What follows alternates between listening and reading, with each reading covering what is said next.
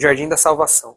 Liberte seu demônio, deixe-o passear pelas brumas da esperança que deixaste se apagar. Não lamente o infortúnio, é o que lhe dirá, pois o que sepultas hoje, de adubo me servirás. Liberte seu demônio, deixe-o ajadinar. Há algo grandioso que hei de semear, uma flor de confiança que jamais recuará. Liberte seu demônio, deixe-o te ajudar.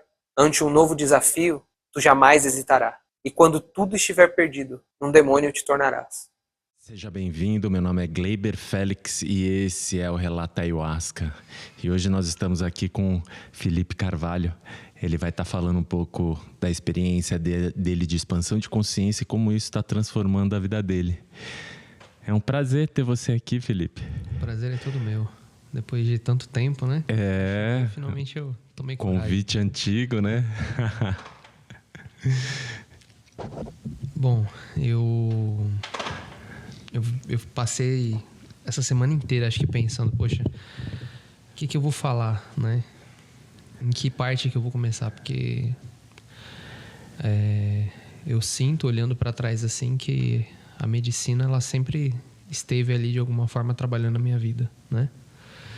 Então eu acho que para não levar tanto tempo assim contando, eu preferi separar em tópicos assim de coisas importantes que aconteceram antes de conhecer de fato a medicina, porque eu vejo que tudo chegou aqui, tudo cooperou para aquele momento de fato onde eu consagrei, né?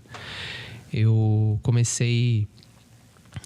entrei na igreja evangélica, acho que eu tinha uns 7, 8 anos de idade, mais ou menos. E foi inclusive na época em que a depressão entrou na minha vida, né? A primeira vez que eu tentei tirar a minha vida foi aos 8 anos de idade. E a minha infância foi um processo muito difícil, tanto que eu passei a maior parte da minha vida detestando esse período. Infância, adolescência, porque foi muito conturbada, né? Pai ausente, a relação com a minha mãe era muito, muito difícil, né? Esses dias eu estava escrevendo sobre isso e a sensação que eu tinha em relação à minha infância é que foi como comer uma colher de mel com navalha dentro, né? Tinha doçura, mas também tinha muita dor. E eu sempre fui uma pessoa muito curiosa de estudo, principalmente de religião, sempre gostei bastante, mas nunca saí muito fora daquilo que era a religião cristã. Até mais ou menos os meus 16, 17, que foi quando eu tive uma visão, né? Lá na igreja, no cristianismo a gente aprende que quem vê, né, tem revelações, tem o dom de profecia. E era o que eu achava que eu tinha, né? Às vezes acontecia de eu olhar para a pessoa e falar, vai acontecer isso com você, e, enfim. Em uma dessas situações eu vi um homem, que na época eu entendi como sendo Jesus Cristo. Ele abria a Bíblia para mim e falava para eu estudar. E eu fui para cima, assim, de estudar a Bíblia mesmo. Eu li acho que a Bíblia inteira umas 3, 4 vezes. E quanto mais eu lia, mais curioso eu ficava. E ao passo que mais curioso eu ficava, mais eu me afastava da religião cristã. Menos eu me enxergava como um evangélico, mesmo acreditando em Cristo, em Deus e tudo mais. Até que aos 21 eu de fato saí da igreja. Continuei acreditando. Só que chegou aos 25, depois de fazer parte de tantos grupos de pessoas que também tinham essa curiosidade, eu virei ateu. Não foi um processo assim, virei ateu, né? Eu me dei uma chance de continuar acreditando, mas saí. Aos 16 eu fui diagnosticado com cefaleia em salvas, que é popularmente conhecida como dor de cabeça suicida. Nossa! Que é uma dor de cabeça que só quem tem sabe, assim. Se você já ouviu falar sobre fibromialgia... Sim. É tipo aquilo ali, só que na cabeça. Parece que o seu cérebro tá flutuando dentro de uma caixa de espinhos, assim. É um negócio surreal. E isso era mais uma coisa que cooperava para o sofrimento interno com o qual eu passava, né? Até aí eu já tinha tentado outras vezes tirar minha vida e tal. Mas ao virar ateu, eu senti que um peso saiu das minhas costas em relação à minha existência. E eu fui ateu dos 25 aos 30. Continuei tendo experiências espirituais, né? Teve uma vez, era meio-dia, fui visitar um amigo e eu vi literalmente um fantasma, assim. Tava a uns 100 metros de distância de mim. Nossa. Eu não tinha usado nada, estava super bem. E ela saiu, assim, de dentro da casa de onde ela morava quando era viva, né? Eu tinha ido no velório dela pouco tempo atrás. Sim. E ela apareceu, assim. Eu olhei para aquilo e falei, cara, tem alguma explicação científica para isso?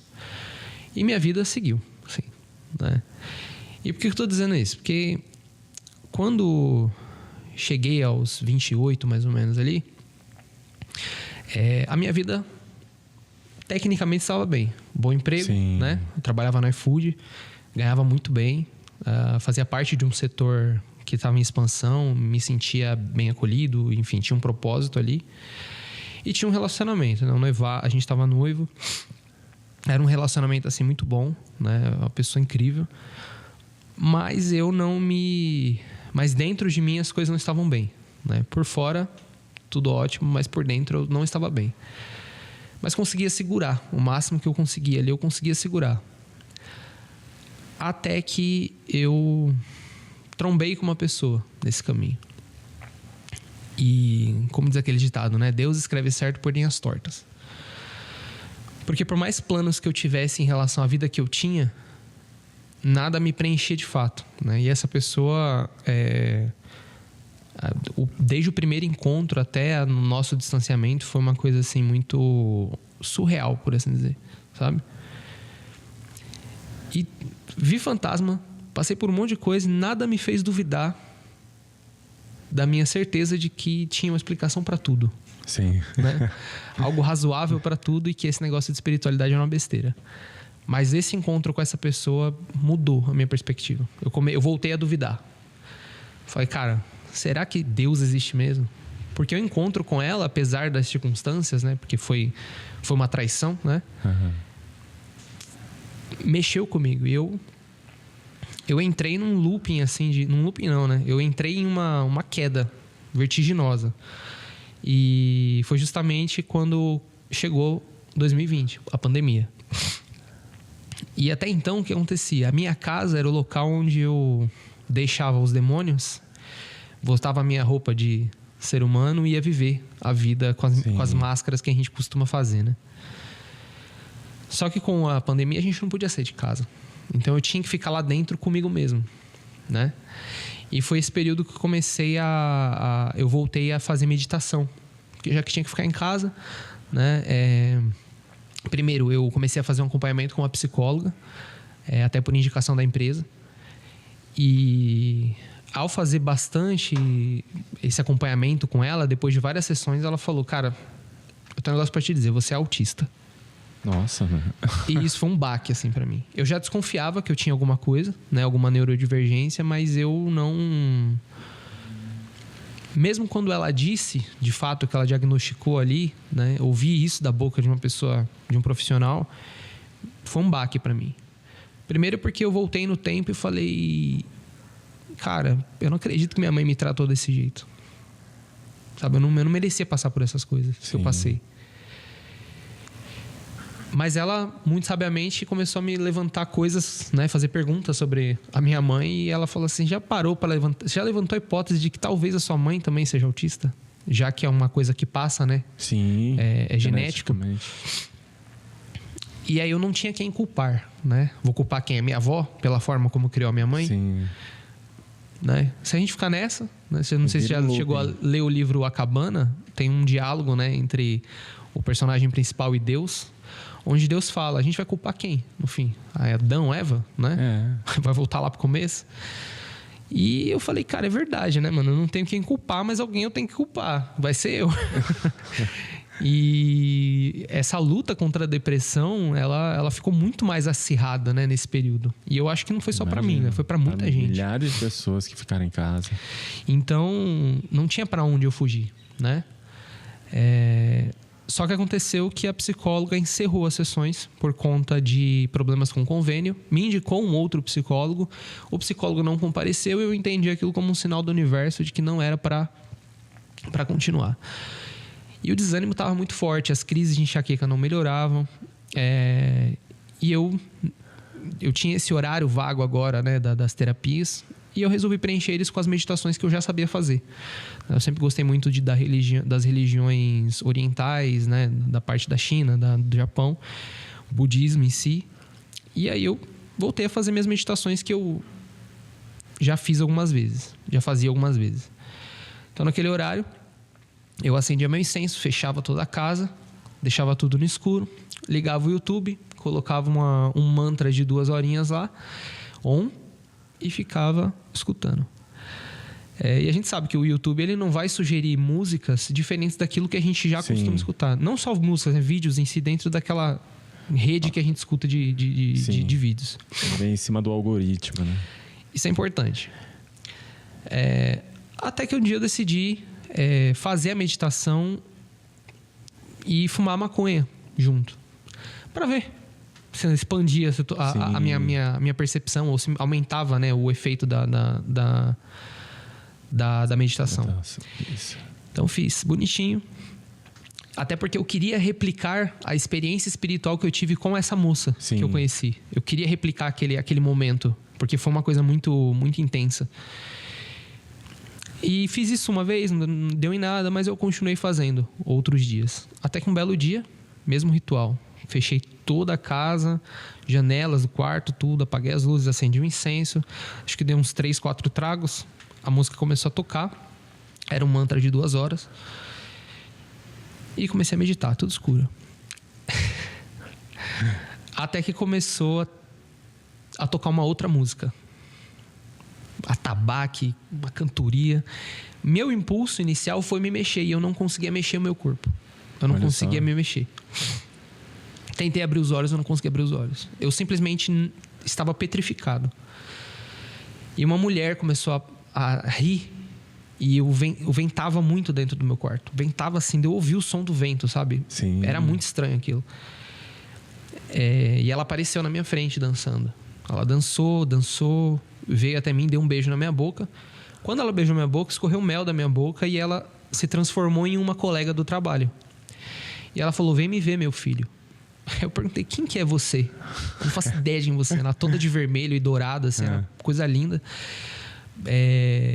Ela falou: eu sou Yansan. E aí eu... Eita. Né, ainda com os resquícios do cristianismo, né? Eu falei: putz, já gelei. Mas tudo bem. Quando essa visão, né, essa miração acabou, eu retomei o controle do meu corpo. Meu impulso foi imediatamente levantar, ver o que estava tocando no computador e de fato estava tocando um ponto de Yansan. Eu nunca tinha colocado nada próximo daquilo. Ali eu já estava gelado já, né? Aí eu acendi as luzes e o quarto estava revirado. Revirado, assim. Foi um negócio... Eu falei: meu, a janela tá tudo fechada, cara. Como que isso aconteceu? Fui pro trabalho, né? Naquela época a gente já estava fazendo algumas... Eu já podia sair de casa, né? Fazer alguns encontros presenciais na empresa. E contei para essa minha amiga. Falei: olha, aconteceu isso, e você apareceu na visão assim, assim, assado. Ela falou: cara, que interessante. O meu amigo, ele me falou que eu sou filha de Yansan. Logo depois de um trabalho de ayahuasca. A hora que ela falou essa palavra, mano... Por quê? Até então eu já tinha pesquisado sobre a ayahuasca, procurado lugares e não aparecia. Em pesquisa nenhuma aparecia. Nada a respeito, eu não conseguia encontrar. Eu só achava notícia ruim sobre a ayahuasca. Sim. E aí eu falei pra ela: cara, eu quero conhecer a ayahuasca. Me dá o telefone desse teu amigo. Ah, é meu tatuador, que eu acho que você conhece. É o Thales. É o meu tatuador. E o cara tinha feito uma tatuagem incrível no braço dela. Eu falei: cara, pronto. Vou lá, faço uma tatu com o cara, eu falo pra ele da minha história e ele me leva pra conhecer a ayahuasca. Também contei pra uma amiga minha, que é do candomblé. Falei pra ela: cara, eu tive uma experiência assim, assado, nunca mexi com isso. A gente foi até num terreiro uma vez, eu tive umas experiências lá interessantes. Mas eu não procurei me aprofundar muito, né? Só no orixá de cabeça que o pai de santo falou, né? Você é filho de Oxaguian. Falei: tá, então vou saber quem é Oxaguian. Mas só isso, não foi mais além. Nem mesmo sobre Yansan eu quis saber. Sim. Beleza. Conheci o Thales, né? Ele fez essa tatuagem do lobo no meu braço. Contei minha história. E ele falou: beleza, a gente vai. Só que se a gente vai... Passou tempo. A gente passou um mês, mais ou menos, desde quando ele disse que a gente ia, a gente não foi. e a depressão mais forte. E eu percebi que estava mais forte porque eu já... eu colocava comida na boca, mesmo quente, ela vinha fria. Nossa. Eu não sentia mais o gosto de nada. Eu já não dormia mais. Eu, mesmo podendo sair de casa, eu não saía de casa.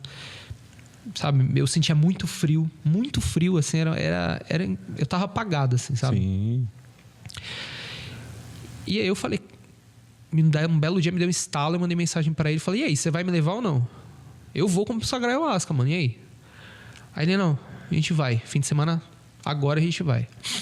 Faz o preceito, que ele já tinha me explicado. Sim, o que tinha que fazer? Nunca fui de ficar sem comer carne, até tinha raiva de vegano. Nunca fui de ficar sem comer doce, eu era uma formiga. Então, pra mim, isso foi um desafio, assim, na hora, né? Eu falei, putz, mas beleza. Deu 3 dias antes da data marcada. Fiquei sem comer carne, sem comer doce. Diminuía as práticas de sal, essas coisas. Chegou o dia, né? Como eu te falei, eu estava tão mal, assim, quando finalmente estava para chegar o dia, que eu falei, quer saber, seja o que for desse resultado, vai ser só mais uma experiência. Peguei o calendário, assim, fiz um X, né? Seria o trabalho ia ser no sábado, no outro domingo, eu já tinha marcado lá que eu ia desencarnar. Eu falei, não quero mais saber, não. Vou devolver a chave porque cansei. Não sirvo para isso.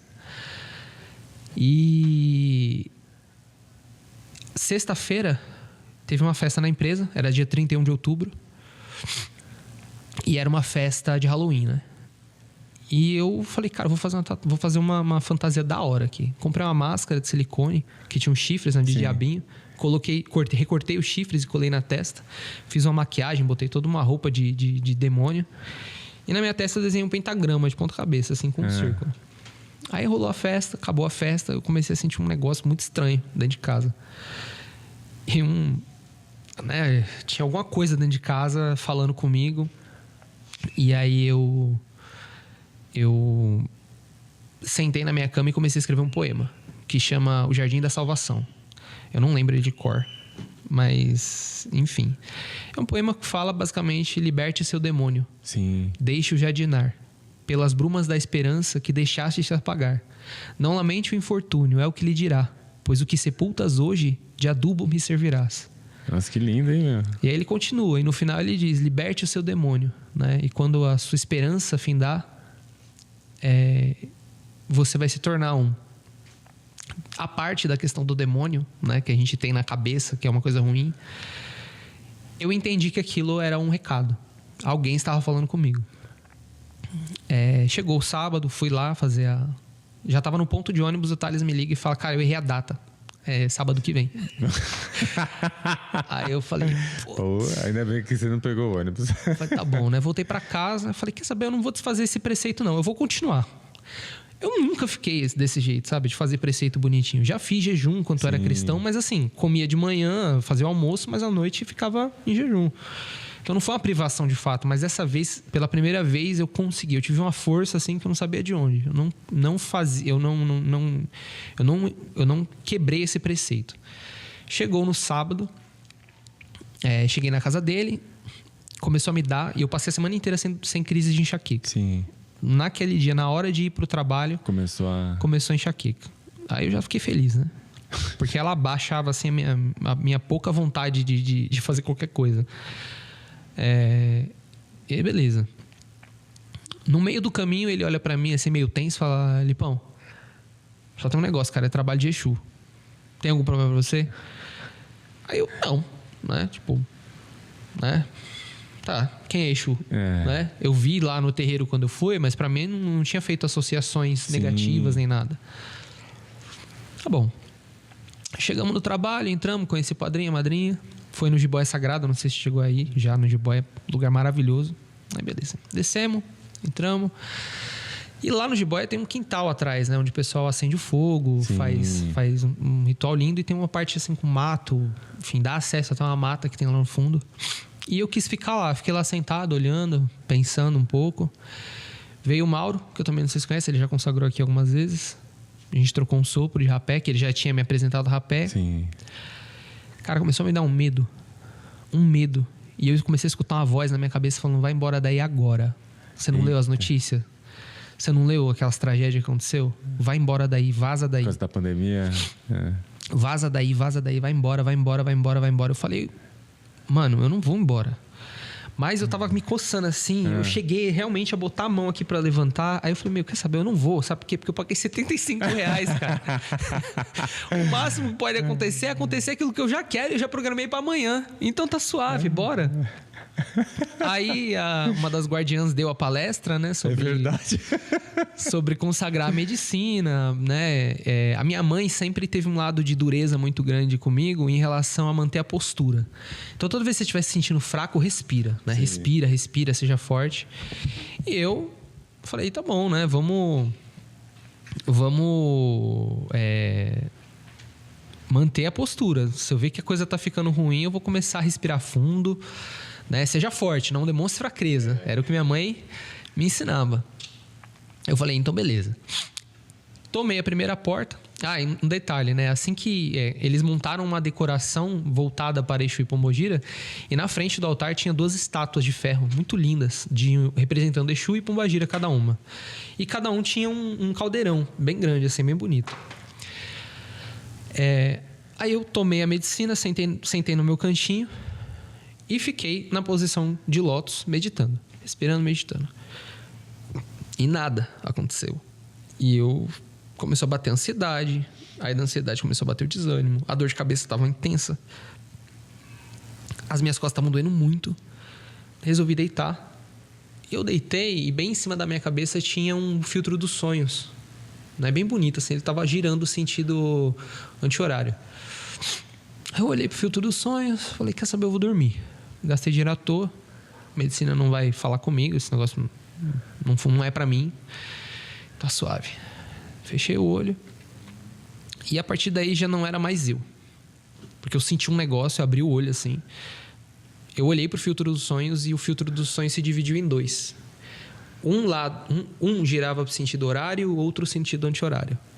Ali eu falei, pronto, tá ótimo. A medicina é da hora. Que muito louco aqui que eu tô vendo. E de repente um velho apareceu do meu lado. Exatamente onde estava um irmão deitado, só que ali já não tinha mais ninguém. Era só eu que estava ali dentro. E as luzes estavam apagadas, mas ali naquele instante estava tudo aceso. Eu estava vendo tudo como se estivesse aceso, né? E aí esse velho apareceu e ele chegou bem pertinho de mim, assim. Ele era bem velho, era chinês. Tinha o cabelo branco, bem longo, a barba e o bigode branco, bem longo. Estava vestido de branco. E ele falou comigo assim, jamais abandone o Dao. Ele é importante para você. E o que é o Dao? O Dao, enquanto ateu, eu pesquisei muitas religiões e conheci o taoísmo, que é uma religião chinesa. Eu fiquei fascinado, né? Comprei o livro, eu sempre dispensei a parte da religião, sempre me foquei na filosofia. Porque a filosofia do Dao por si só já é linda, né? Não reconhece a dualidade, torna-se um com o fluxo da vida, não tenta controlar as coisas, você se torna mestre de si. Então é um negócio muito bonito, né? E não reconhece bem e mal. Sim. Isso tira um peso tremendo da gente.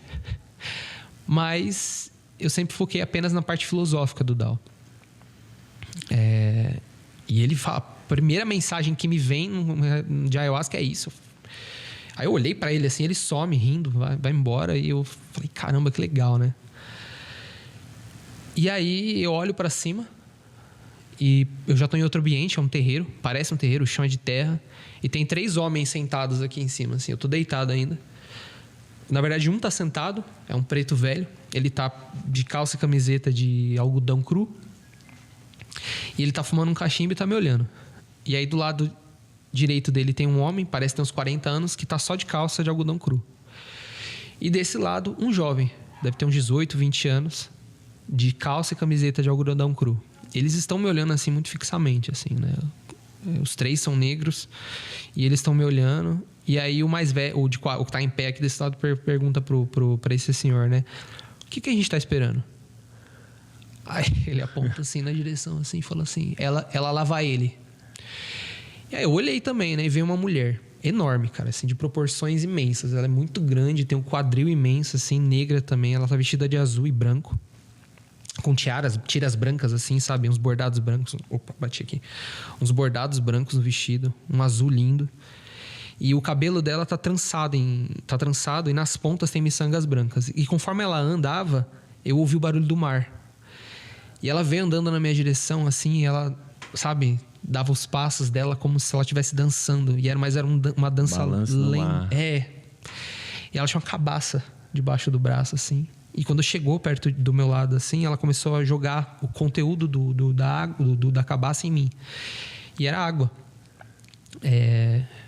E era uma água branca, assim, sabe? Ela me lavava, me lavava. Quando eu olhei nos olhos dela, mano, parecia que meu corpo tinha levado um tiro de tão forte que foi essa experiência. Eu senti que alguma coisa tinha mudado ali. E ela falou... E eu perguntei, quem é você? Ela falou, sou Iemanjá. E aí ela saiu. E do mesmo lugar de onde ela veio, começou a vir um homem. Ele tava de calça branca, com listras azuis dos lados. E ele tinha uma espada e também usava... E tinha o cabelo com trança, assim. E só isso, sem camiseta. E veio na minha direção. E conforme ele vinha na minha direção, o meu corpo se levantou. E eu virei de costas. E quando eu virei de costas, ele acoplou no meu corpo, assim. Foi uma coisa incrível. E ele começou a falar comigo. Começou a me mostrar coisas. Em um determinado momento, eu fui levado para o meio do oceano. E eu estava flutuando. E na minha frente, também flutuando, tinha um homem. Esse homem estava na posição de lótus. Era um homem negro. Um senhor. E ele estava exatamente dividido ao meio, as cores dele. Desse lado ele era todo branco. E desse lado ele era preto e vermelho. E desse lado que era branco, o sol brilhava no céu, assim, era uma coisa linda, sabe? E do lado esquerdo dele era a lua e estava tudo escuro.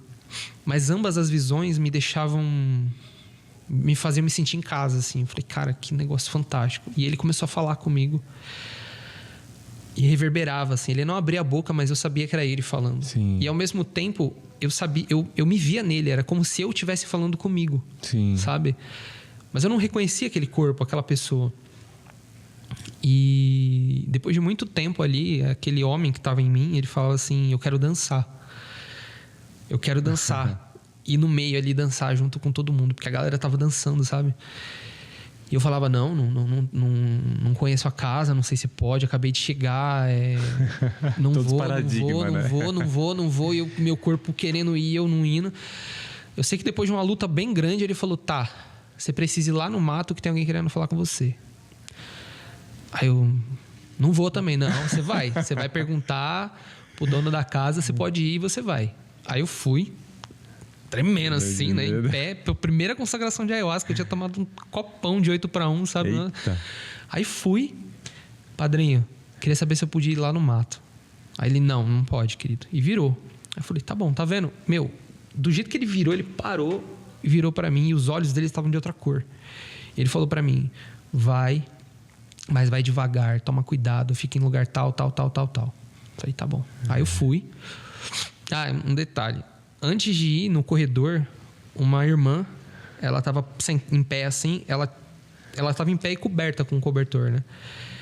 Ela tirou esse cobertor e quando ela tirou, ela saiu uma outra mulher de dentro dali e ela era toda branca, bem branca, usava um vestido preto e o cabelo dela era bem preto também, bem longo e até a altura do quadril. Ela andou alguns metros, olhou pra mim e fez assim pra mim, né? Com o dedo indicador, puxa, tipo me chamando. Aí beleza, eu fui até esse lugar, fiquei de joelhos assim e diante da mata, né, aquela coisa linda, e tava um silêncio, mas de repente bem num crescendo, né, o mato começou a se mexer, eu comecei a ouvir vozes, mulheres cantando, e aí eu vi uma jiboia descendo, ela descia assim de uma árvore, era linda. Aí uma onça apareceu também. E aí elas falaram assim, todos se preparem para saudar o guerreiro. E o meu avô saiu do meio do mato. Olha meu só. avô morreu quando eu tinha 5 anos. Os últimos momentos de vida dele foram deitados no meu colo. Mano. É forte. E aí eu falei, cara... Zamba, né? Que era o apelido dele. E... ele veio na minha direção e eu comecei a reviver aquele dia em que ele morreu. Sim. Porque foi um dia muito importante, assim. E aconteceram coisas naquele dia que eu nunca tive resposta, né? E o Zamba, ele, apesar de não praticar nenhuma religião, o apelido dele de Zamba não foi por acaso, né? Era um nome de batismo, era um nome que ele recebeu, acho que na capoeira, se eu não me engano, Sim. ou no candomblé. E dentre alguns significados que o nome Zamba tem, é aquele que traz Zambi, aquele que tem Zambi dentro de si. E eu falei, mano, que incrível, né, cara? O Zamba tá aqui comigo, né? Fazia tantos anos que eu não o via.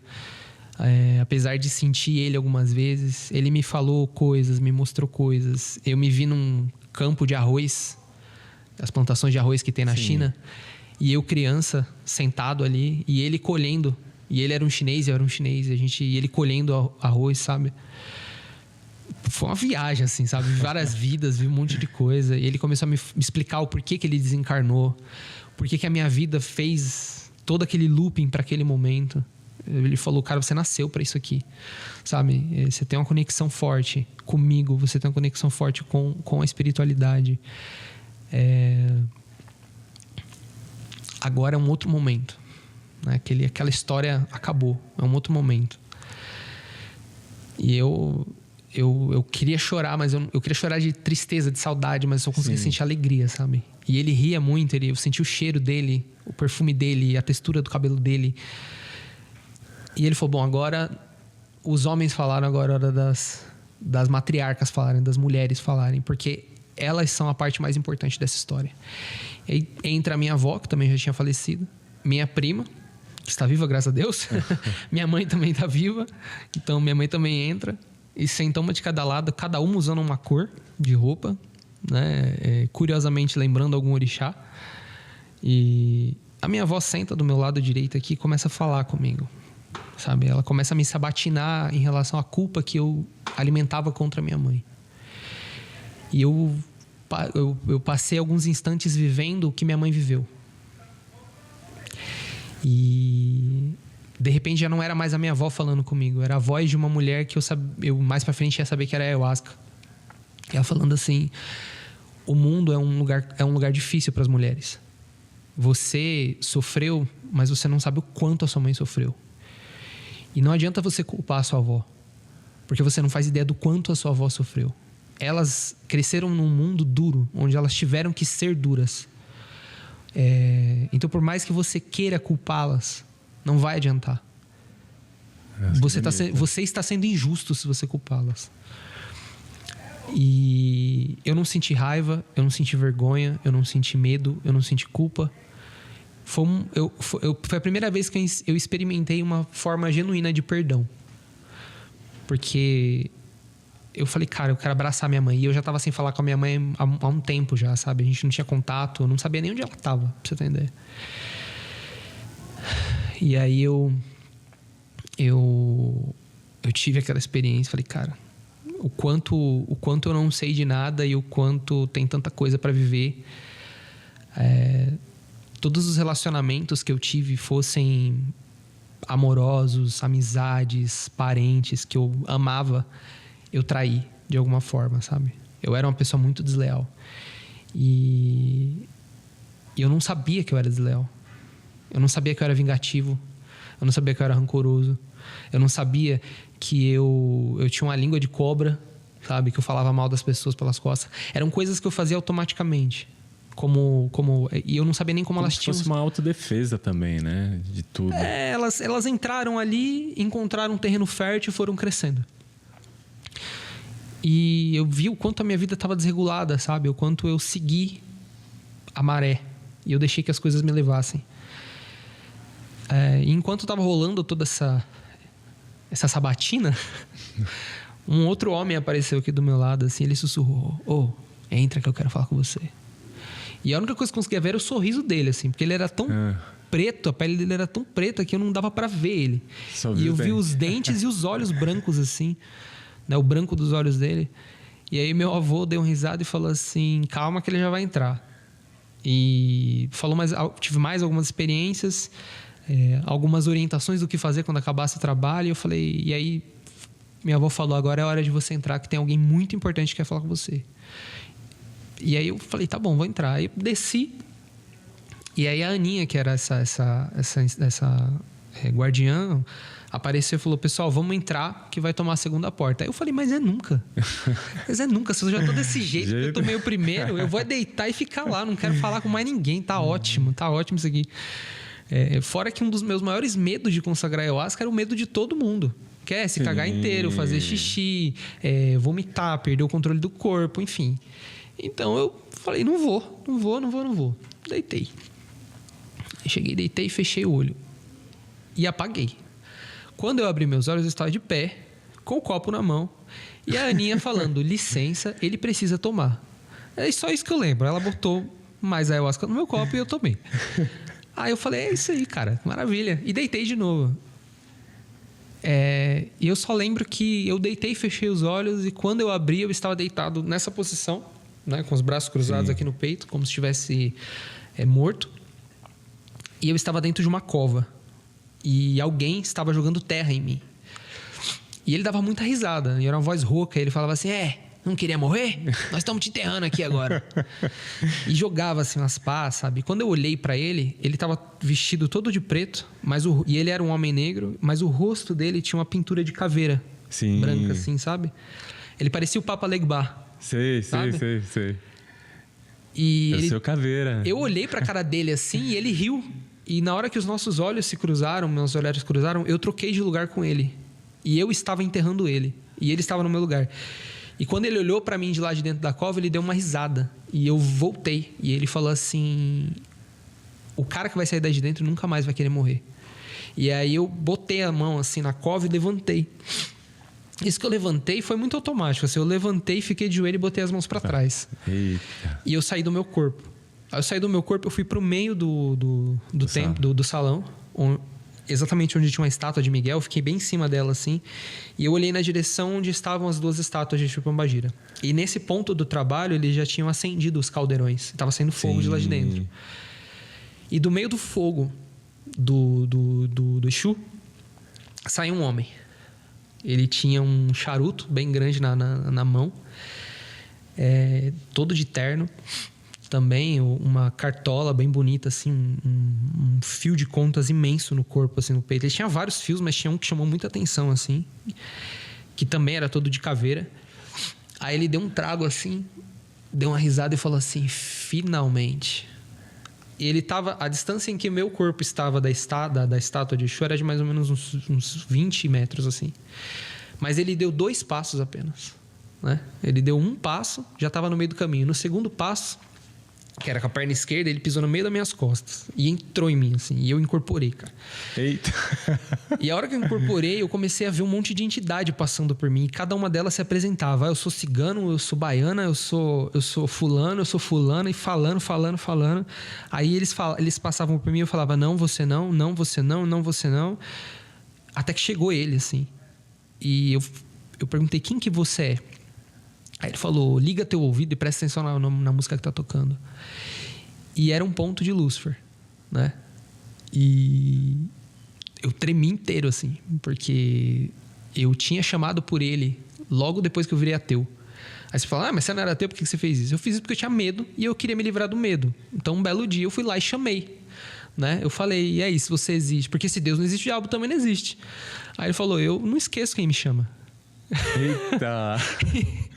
E foi um negócio assim, cara. Eu falei: caramba, que intenso isso, que interessante, sabe? E aí ele começou a me mostrar a minha vida toda, todos os meus processos que eu passaria e que eu já tinha passado. Ele explicou sobre a depressão. Ele falou: cara, isso que você está sentindo é a sua falta, é a sua ausência de personalidade, é o não se respeitar, é o não respeitar o seu tempo, é você não respeitar o seu sagrado. Você não presta atenção no que você come. Você não presta atenção no seu dia a dia. Você está desligado de você. Como que você quer viver se você não vive você? Mas a gente vai te ajudar. Não vai ser um trabalho fácil, mas a gente vai te ajudar.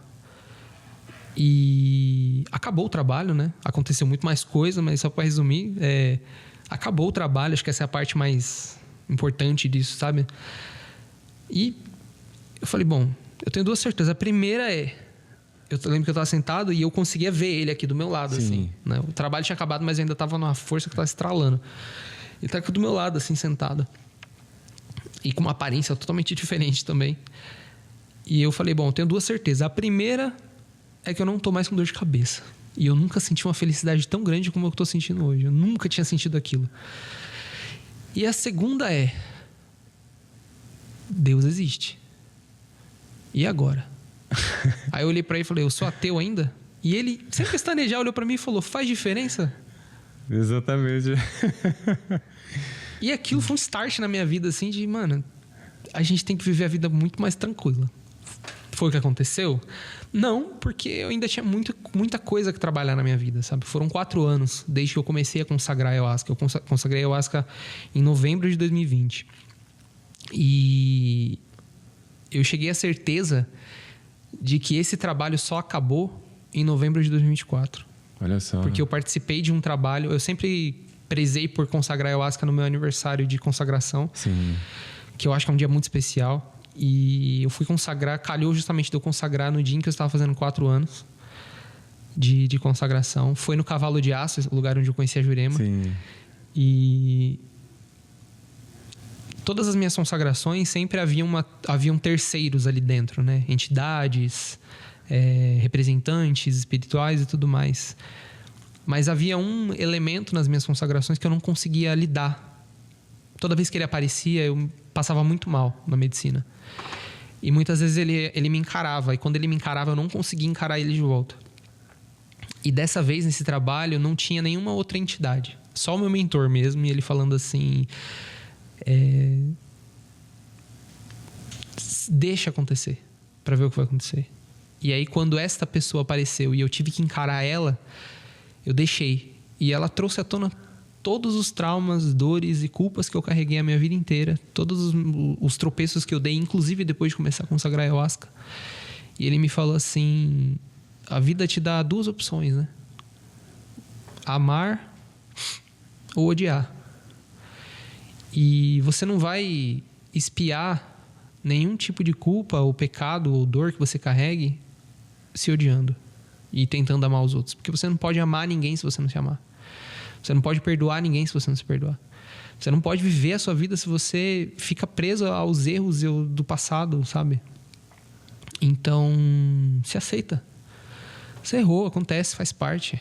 Sabe? As pessoas, elas botam muita pecha na gente, querem que a gente viva... preso, olhando para os nossos erros, sempre com culpa. E não é assim que se vive. Você não perdoa as pessoas que te machucaram? Você quer o mal delas? Eu falei, de jeito nenhum. Eu falei, então, pra quê? E aí ele que estava me encarando, ele deu a volta assim, botou a mão no meu ombro assim e falou, você perdoa? Porque no fim das contas, vai adiantar o quê você ficar assim? Isso só vai te levar pro buraco do qual você lutou tanto para sair. Deixa a vida acontecer, né? Porque a vida não é sobre pontos de chegada, e sim a trajetória que você está tomando. Exatamente. E essa pessoa que eu nunca consegui encarar era eu. Olha. E pela primeira vez não tinha entidade nenhuma, só tinha eu e eu. Que é a sua sombra, né? E aí foi uma coisa que ele falou. Eu falei, é a minha sombra, né? Ele falou, pois é, a luz te cegou. Você estava tão na luz que você se tornou hipócrita. Esse é o mal de quem vive na luz. Vocês que vivem na luz, vocês vivem na luz para fugir da sombra. E ao olhar para a sombra, vocês julgam. Ao olhar para a sombra, vocês menosprezam. Ao olhar para a sombra, vocês apontam o dedo. Ao olhar para a sombra, vocês querem queimar a bruxa. Quando é na sombra que está o melhor. E a verdade é que era na sua sombra que estava a sua criança, que você tanto tinha medo. Que era na sua sombra que estavam os seus animais, os seus bichos. Por isso que eles são revoltados. Por isso que quando eles vêm, eles querem matar, eles querem destruir tudo. Porque eles são feras. É a sua natureza e você não respeita a sua natureza. Porque você aprendeu a não respeitar a sua natureza. Por não respeitar a sua natureza, você sempre desrespeitou a natureza dos outros. Você sempre julgou as pessoas, você sempre apontou o dedo. E você usava isso como um mecanismo de defesa para que as pessoas não olhassem para a única fresta que tinha onde o bicho estava. E o monstro não é um monstro. Ele só tá preso, cara. Uhum. Para de deixar ele preso. Deixa ele correr por aí. Deixa ele fazer você experimentar a vida. Como você é. Que você vai ver que você não é essa coisa terrível. Pelo contrário, você tem tantos dons e você deixou eles todos mortos por medo de errar. Você deixou todos eles mofarem dentro dessa caverna que você criou. Por medo de errar, por medo de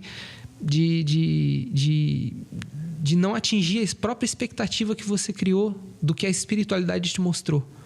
Meus mentores sempre falaram para mim, tenha paciência, tenha calma, viva o processo. E eu não, eu queria antecipar os processos. A ayahuasca me mostrava coisas incríveis e eu queria antecipar. Mas eu não sabia como chegar ali, porque eu não queria passar pela etapa da transformação. Sim. Meu mentor falava muito isso para mim, sabe? Você gosta de antecipar processos, você gosta de passar, de pular etapas. E me explicou o porquê, né? Me explicou os motivos de tudo que eu Quando eu tinha 9 anos, a minha mãe olhou pra mim e falou assim: a partir de hoje você não é mais criança. Eita! Sabe, você tem que cuidar da casa, você tem que fazer isso, você tem que fazer aquilo. Saía da escola, eu não podia dormir, porque só filho de rico pode dormir à tarde, né? Sim. E olha o quanto dormir é importante pro desenvolvimento de uma criança. E fora outras coisas, né? Além da questão do autismo, sabe? Eu nunca tinha tratado o autismo. Eu aprendi a ser neurotípico. Eu aprendi na raça a fingir que todas as minhas particularidades eram frescura. Eu não respeitava esse cara aqui. Eu não respeitava meus medos, eu não respeitava meus receios. Eu sempre tinha que ser forte para receber parabéns de alguém. Eu sempre tinha que ser incrível para que alguém viesse, bom menino, sabe? Desse tapinha na minha cabeça, toma o seu biscoito.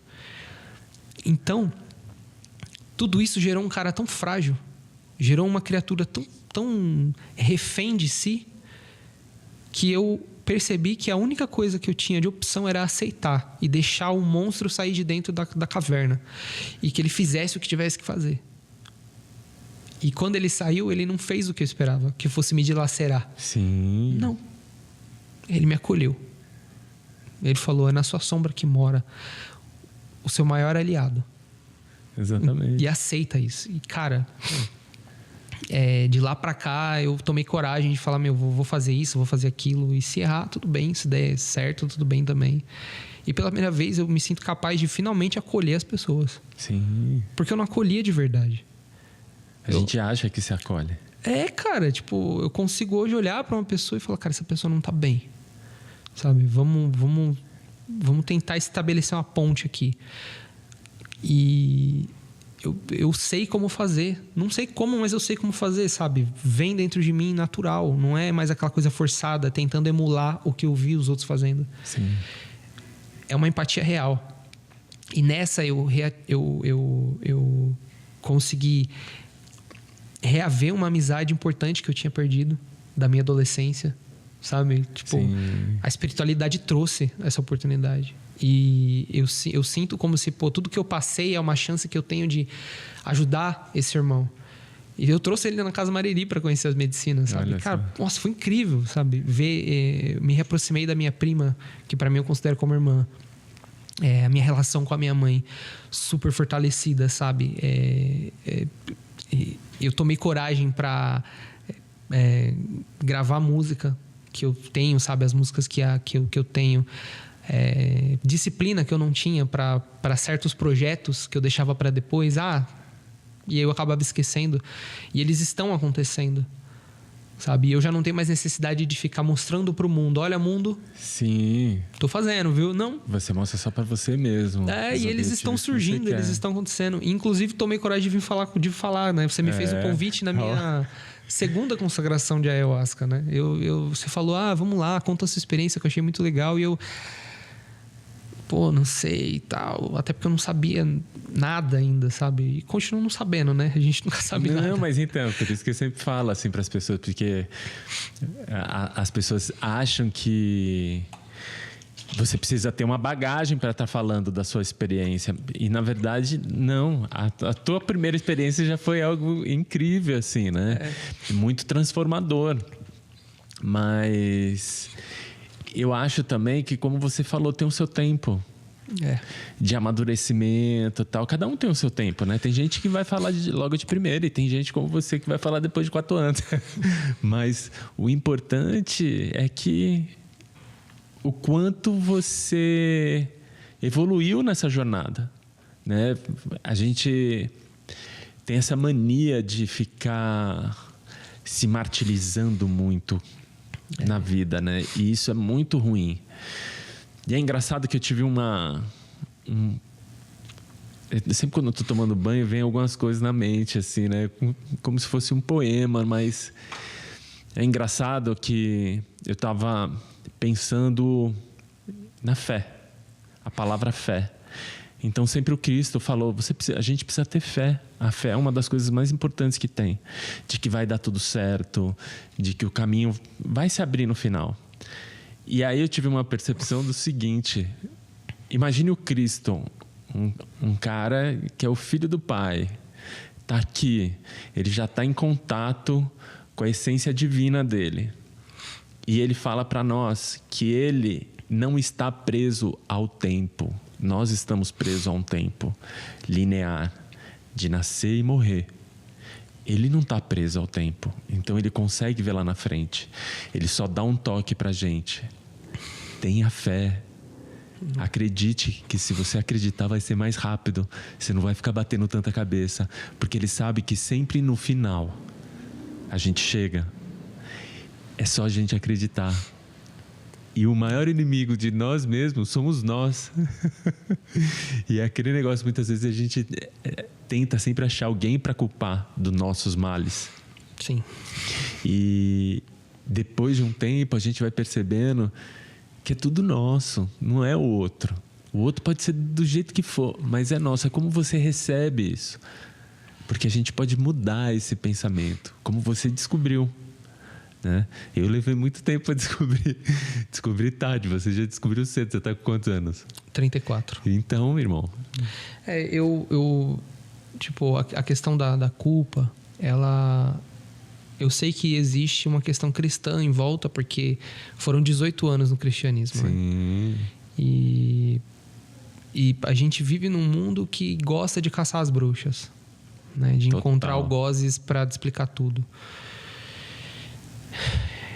E quando eu olhei para... Quando me caiu essa ficha, né, esses 4 anos na incubadora, quando caiu a ficha, eu entendi uma parábola da Bíblia que diz... Não, uma parábola não, uma sentença que Jesus diz que a seara é grande, mas poucos são, né, os trabalhadores. Eu entendi isso. Gente para tacar pedra, para terminar de matar aquela planta, não vai faltar. Só que elas também não são os algozes, né? A gente tem que acreditar na planta e a gente tem que acreditar em quem pisou na planta. A gente tem que entender que levar para o coração as atitudes dos outros não é o caminho para resolver os problemas, né? A gente vive num mundo que hoje tem uma boca gigante, que na verdade que é a televisão portátil que a gente tem, né? Sim. Que a gente chama de celular. E se você liga ele, você vai ver um monte de gente dando opinião sobre tudo. Tudo. As pessoas julgam o tempo todo. Esse é o ensinamento do Tao. Para de julgar. Observa. Sabe? Aprenda a observar que você vai encontrar beleza nas coisas. Em tudo. Até naquilo que você chama de imperfeição, você vai encontrar beleza. Porque a perfeição não existe, né? Poder e perfeição são coisas que a gente superestima, né? Existe muita sabedoria em você escolher viver uma vida tranquila. Existe muita sabedoria em você cuidar dos seus. Existe uma sabedoria infinita em você não buscar viver o que essa televisão portátil está te dizendo que você tem que viver, sabe? E é uma droga. Sim. É uma droga que as pessoas ligam para fugir do mundo. Porque elas estão buscando uma coisa que não sabe o que estão buscando, cara. Tipo, eu preciso comprar, eu preciso me encher de uma coisa que tem prazo de validade muito curto. Sim. Enquanto que o que eu sou de verdade não vence, não tem prazo de validade. Se eu conseguir abrir mão desses vícios e de fato cultivar o meu jardim interno, eu vou me sentir tão preenchido que eu posso ter uma casa imensa, linda, incrível, que eu sempre adoraria ter. Ou posso ter uma casa simples. Ou nem tá em casa, tá morando de favor na casa de alguém. Sim. Que eu vou estar feliz. E não é estar acomodado. É estar feliz. É buscar não se validar pelo tanto de opinião que existe no mundo. Sim. É não buscar se sentenciar pelas sentenças dos outros.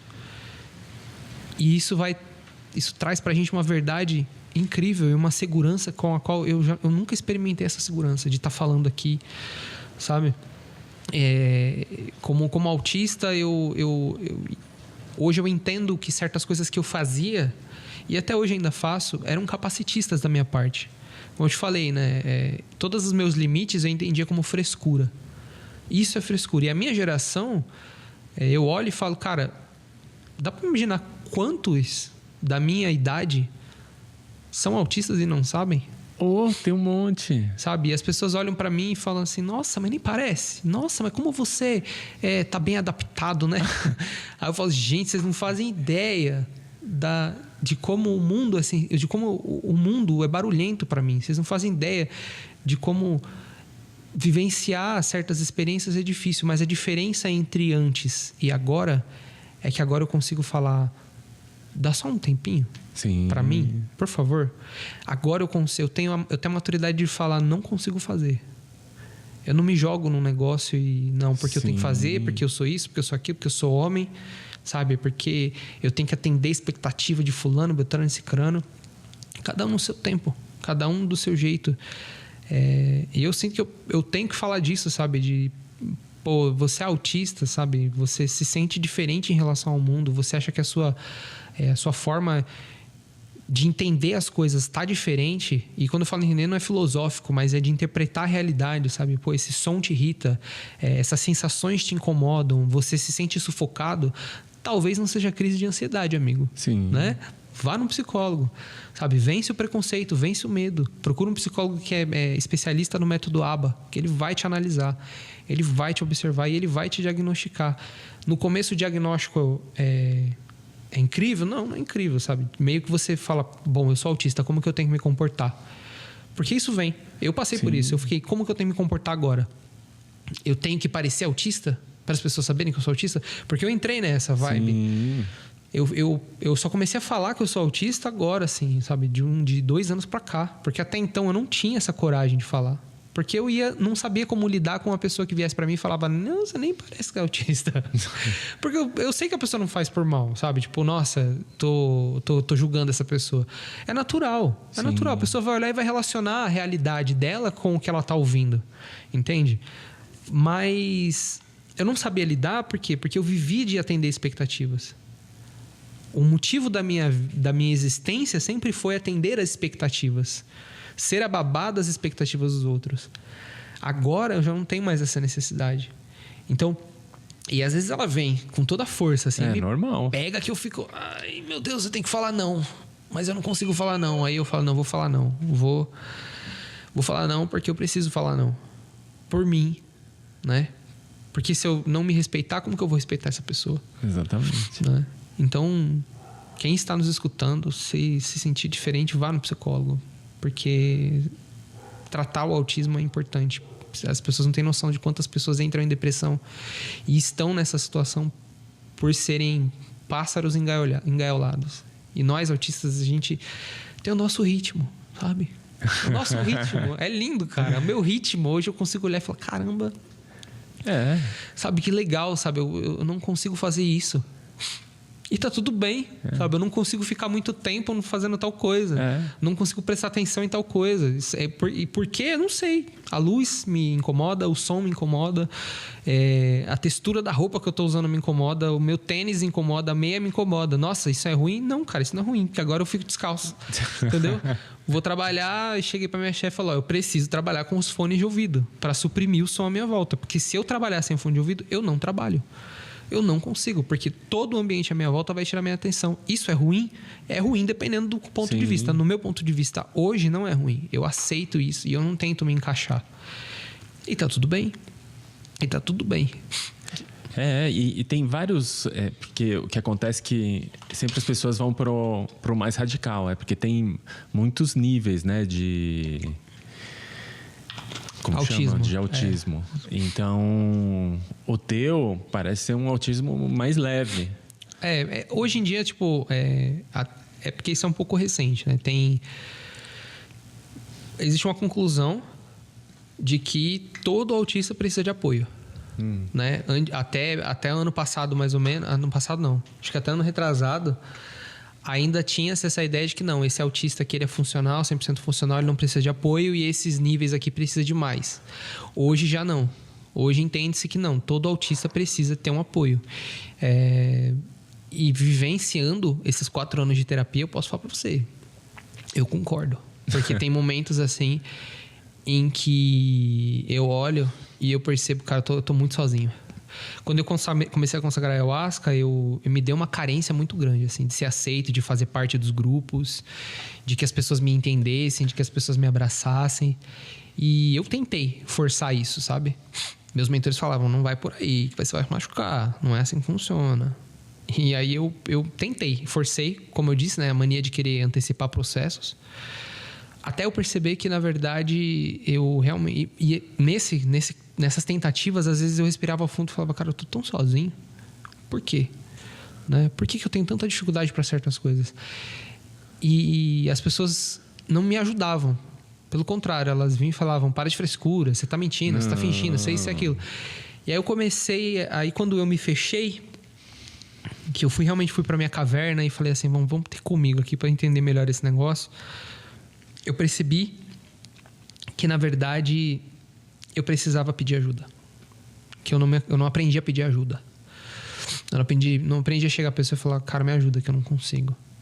Eu forçava até eu cair e alguém vir me levantar. E agora que eu comecei a fazer isso, eu tô ficando uma pessoa mais calma. Eu não conseguia ser calmo. Sim. Eu não conseguia ser controlado. Né? Minha mãe tinha explosões de raiva, assim, e ela me arregaçava. Psicológica e fisicamente. E eu descobri que essas explosões de raiva são inerentes do autismo, cara. Sim. Né? Então, você vê um adulto que do nada ele explode, é porque, muito provavelmente, se a pessoa for autista, ela tá com fluxo de... É o que a gente chama de meltdown, né? O meltdown, ou o colapso. Parece que realmente a gente tá colapsando, sabe? Sentimentos, sensações, pensamentos, vem uma pressão imensa dentro do corpo, todos os nossos sentidos ficam aguçados, e eu sou considerado nível 1, né? Então você para pra pensar, pô, se um cara nível 1 tá desse jeito, ele precisa de ajuda. E eu não sabia fazer isso, sabe? Tipo, de falar, preciso sair aqui, preciso parar, preciso respirar, preciso me sentir de novo, preciso voltar para o meu corpo, sentir meu corpo se reconstruir, se refazer, para eu não dar uma porrada em alguma coisa ou acabar machucando alguém, como eu infelizmente fiz. Né? E foi um dos motivos pelos quais eu comecei a me martirizar, foi isso. Meu Deus, eu machuquei pessoas. Até entender que isso tinha uma relação com a falta de desenvolvimento intelectual, não, autodesenvolvimento psicossocial, demorou muito. Entendeu? Eu me machuquei e muita gente se machucou. Então, falar sobre isso não é uma coisa, não é um favor para mim, é um favor para todo mundo. Com certeza. Você pode estar ajudando muito de gente, né? Que possa ter e não tá entendendo.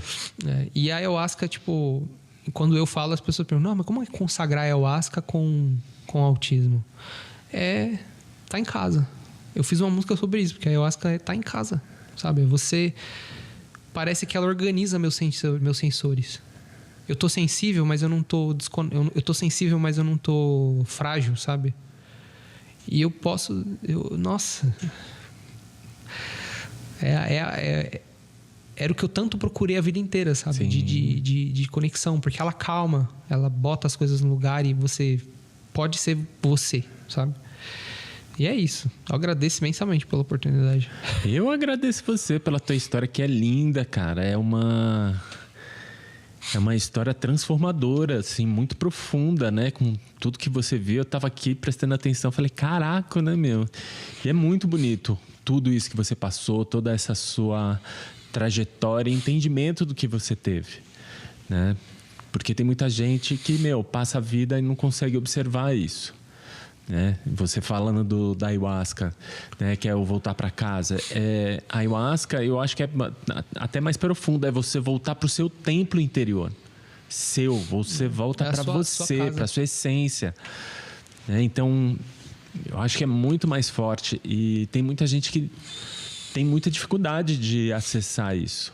Porque é aquele negócio, a gente tem a nossa sombra e quando você sabe que a sua sombra é muito grande, você fica com medo.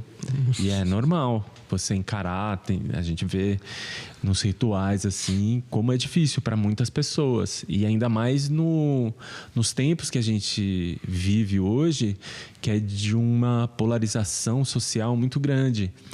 E quando a sociedade ela se divide, cria um caos interno para todos. E é a gente que está um pouco mais desperto entender que aquilo é só um momento que vai passar, que cada um vai encontrar o seu fluxo. Cada um tem um tempo e a gente não pode forçar esse tempo do outro. Tem que deixar ir. E simplesmente, cara, abraça na hora que tiver que abraçar a pessoa.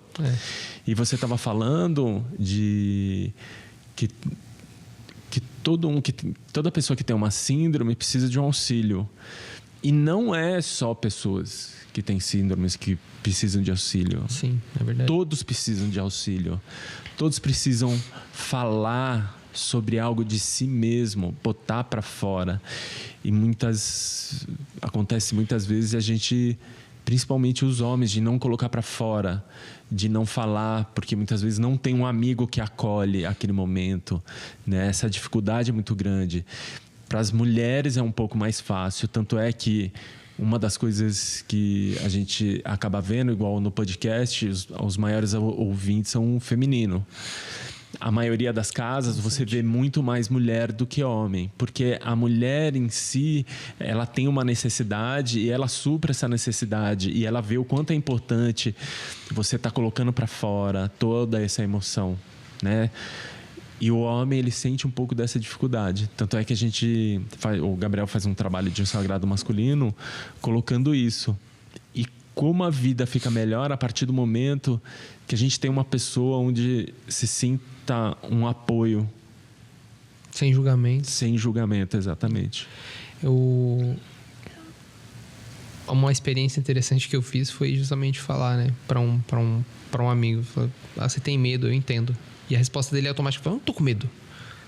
Sim. Só que experimenta andar na rua e ser você. Quem mais se incomoda com isso são homens. E é fácil a gente vilanizar isso, né? É um caminho muito cômodo a gente vilanizar os homens. Porque a gente aprendeu assim. Sim. Heróis e vilões. Mas se a gente começa a enxergar essa atitude como é um animal ferido. Sim. Entendeu? Não tô falando que a gente tem que ter dó. Não é sobre ter dó. É sobre entender o que precisa pro mundo. É sobre entender que, beleza, você vai continuar ostracizando, você vai continuar atacando, você quer o quê? Que ele morra? É isso? Quando, na verdade, se isso acontecer, é só mais do mesmo. A diferença que a gente vai encontrar no mundo, essa é a realidade inefável, cara, inevitável, assim. É a gente começar a acolher as pessoas. Exatamente. Além das pechas, além das etiquetas que a gente coloca. Porque é muito fácil. Eu passei por isso. Fiz isso com as pessoas. E eu descobri que não funciona, né? Fiz isso comigo, não funcionou. Vi pessoas fazendo isso comigo, não funcionou. Funcionou quando alguém chegou pra mim e falou assim: você precisa de alguma coisa? Você precisa de ajuda? Sabe? Vou te caminhar um psicólogo aqui que vai te ajudar a entender. Acho que o problema é que as pessoas querem... Teve um podcast que você falou muito sobre isso, as pessoas serem reativas. Exatamente. É sobre não ser reativo. Ok, doeu, dá licença, deixa eu sentir a minha dor, deixa eu chorar o meu luto. E quando acabar, quando eu ver que eu tô ok, botei a cabeça no lugar, vou fazer alguma coisa. Mas as pessoas estão sempre querendo que você tenha uma ação rápida, que você demonstre alguma coisa. E essa é a questão, esse é o maior problema do homem. Ele não pode demonstrar fragilidade. Então, quando ele vê alguém que não tem medo de mostrar suas fragilidades, a primeira reação dele é atacar. É o julgamento ali. É atacar. Ele vai atacar de alguma forma e normalmente vai ser algo realmente ofensivo, algo doloroso. E aí é que vem a parte difícil. A gente que recebe esse ataque precisa botar, segurar e olhar aquele animal além da atitude dele, porque vai ver que é um animal ferido. E quando eu falo animal não é pra ofender, é porque é o que é, nós somos animais, a gente está sujeito aos nossos sentimentos, aos nossos desejos, aos nossos medos, às nossas sensações. E aí pega aquele animal ferido e começa a dar carinho para ele. Muda. Você começa a dar acolhimento. Para de julgar ele. É difícil no começo. Eu realmente ainda tô batendo cabeça com isso. Mas eu finalmente tô conseguindo entender que, mano, peraí, eu acho que ao invés de eu tratar essa pessoa desse jeito, se eu der para ela esse tipo de acolhimento e parar de julgar ela. Eu acho que só parar de julgar já ajuda pra caramba, assim, sabe? Muito. Você estender a mão e falar, vem, chega aí, vamos resolver esse problema. Ah, mas é muito difícil. Paciência. Paciência é uma coisa, assim, fundamental. Se eu tivesse tido... Muito. Né, lá no começo, quando eu comecei a consagrar ayahuasca, eles falavam muito. E foi como você falou, às vezes não adianta, né? A gente tem que esperar o momento para chegar a hora certa da gente ajudar a pessoa. E foi o meu caso, assim, eu passei por tanta coisa e mesmo um monte de mensagem chegando para mim falando assim, cara, tenha paciência, né?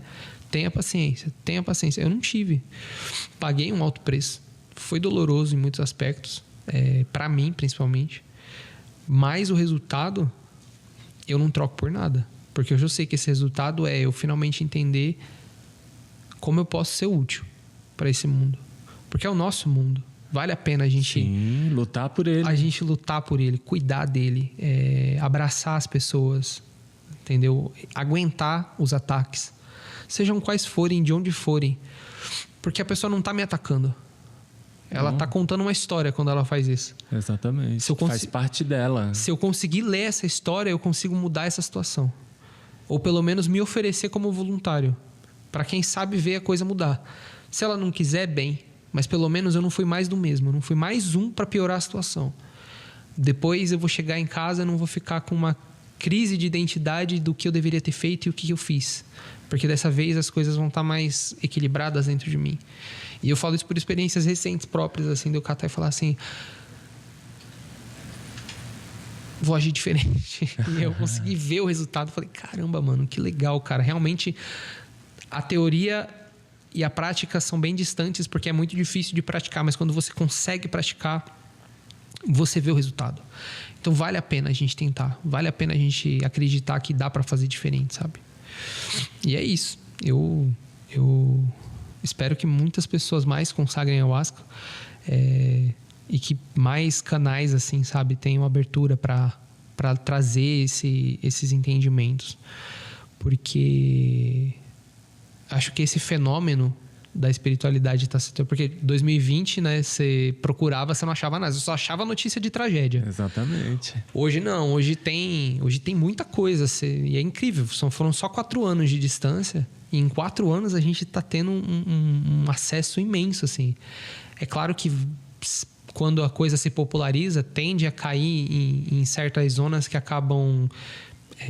degradando um pouco daquilo que era o original. A gente sabe que isso é inevitável, acontece com tudo. Mas a gente sabe que a espiritualidade está trabalhando a nosso favor. E que esse fenômeno de abertura, ele não é só aqui em São Paulo, ou só no Acre, ou só em lugares específicos. Não, está acontecendo no mundo todo. E a considerar o poder que a ayahuasca tem, que os enteógenos têm, a gente tem um futuro brilhante pela frente, assim. Ah, com certeza. E não é só uma questão de esperança.